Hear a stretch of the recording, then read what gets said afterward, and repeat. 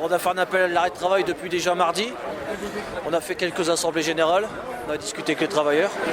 Certains en ont vu un intérêt, nombreux.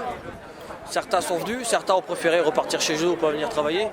Mais c'est clair que le soutien aujourd'hui envers Dominique, il est dans l'usine et en dehors de l'usine aussi, très clairement.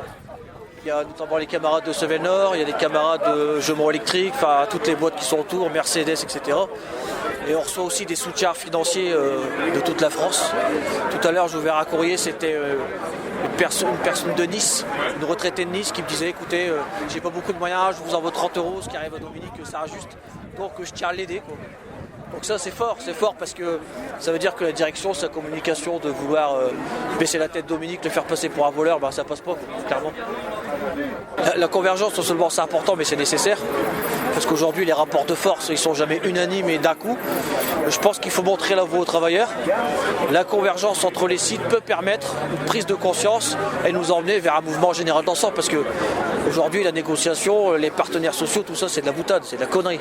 Ce qui compte aujourd'hui c'est le rapport de force et la convergence des luttes vers un changement de société.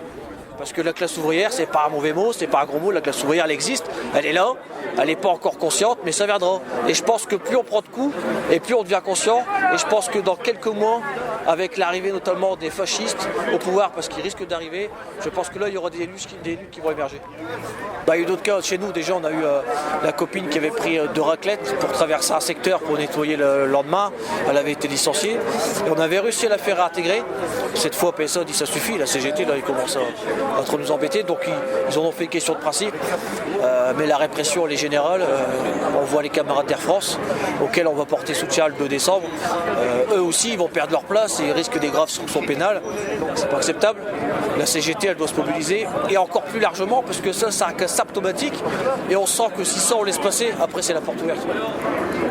Le 2 décembre on fera une délégation, il y aura notamment mon camarade Grégory Galland qui sort d'une procédure de licenciement de la direction qui avait fait un coup monté, qu'on a réussi à déjouer, sur laquelle on a mobilisé. Donc ça veut dire qu'y compris les premiers dirigeants d'un syndicat de la CGT, ils n'hésitent pas à s'attaquer. Donc ça veut dire qu'ils sont prêts à tout. Il faut faire très attention, mais ça doit pas faire baisser notre engagement, bien au contraire. Plus on nous tape dessus, plus on est motivé et c'est dans ce sens-là qu'il faut le prendre.